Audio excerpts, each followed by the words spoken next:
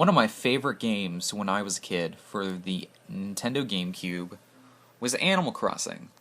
I really liked how unique it was compared to other video games where, other video games were had a start and a finish and, a complete storyline. This was just kind of its own thing and different than that.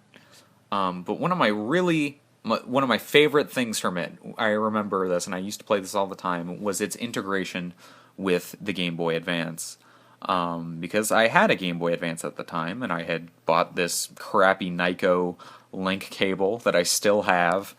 You could do things like go to that island, and from there you could, do things to make a lot of bells in game. There's like a whole way to make a shit ton of money in this game using a Game Boy Advance. But one of my absolute favorite things was the NES games that you would get from Tom Nook through saying the correct code or maybe getting them from contests in game. But what I loved even more, and I know I keep saying that, not only could you play the game just on the GameCube, with the controller and just it runs an emulation of the game and plays it on the GameCube. You could transfer the games to your Game Boy Advance. Because I really like how in tune the GameCube was with the Game Boy Advance.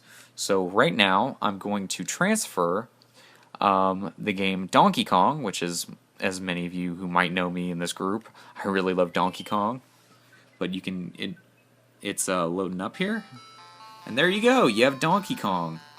And I think this is interesting that they included a bunch of these games inside Animal Crossing that you could play, completely additional, free of charge. And at the same time, they were doing a couple of things to resurrect the NES on the Game Boy Advance.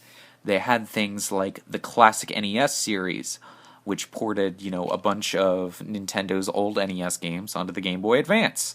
And they had Super Mario Brothers and Donkey Kong, and I don't remember all of them. I know there was 12 in the United States, and in Japan, where it was called the Famicom Mini-Series, because the Famicom and the NES were the same console, internally speaking, they had their own series called the Famicom Mini-Series, and that actually had 30 games. There was a lot more in Japan. But they had this, and then a little bit earlier before that, they had the e-reader, which was a failed, at least in my opinion, peripheral for the Game Boy Advance. And this did other things outside of play NES games. You could use it to make patterns for Animal Crossing, add items into Game Boy Advance games, like it worked with Super Mario Advance 3, and you could, add in the magic leaves and, items from Mario 3 into that game. But one of the things that they did initially was release it with NES games. Because keep in mind, back in these days, there wasn't such thing as an eShop, and this is actually mine from a kid. All this shit I've had since I was a kid. And they would release these NES games on a set of 5 cards. You would buy them in store, and they would be in a plastic container. And inside that plastic container would be like a little foil, almost like a booster pack for a trading card game. But as you can see right here, if it would focus, it says 1 out of 5, and you would scan these dot codes into your system or into your e-reader, and it would save that application onto the e-reader, and you could play that game on the e-reader until you decided to replace it by scanning 5 more additional dot code cards.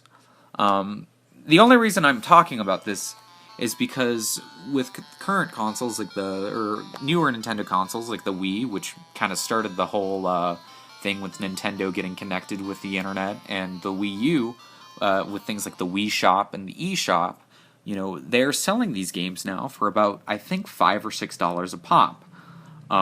Additionally, and I just think it's very weird, or not weird, but I think it's funny to see them change from including all of these games as kind of a secret bonus. Well, maybe not a secret bonus, but just a bonus in a full retail game, and being able to do things like this and play it on your Game Boy Advance and, disconnect it, and you could conceivably take this with you, and play it outside of Animal Crossing. Whereas now, you have to pay for all that stuff additionally. Even with games like NES Remix on the Wii U, they don't include the full NES games. They just have the little mini challenges. So just some food for thought. I still like Nintendo. I still love their games, and I like the Wii U. I liked it when things were a bit different back when I was a kid when they were doing this stuff. So yeah.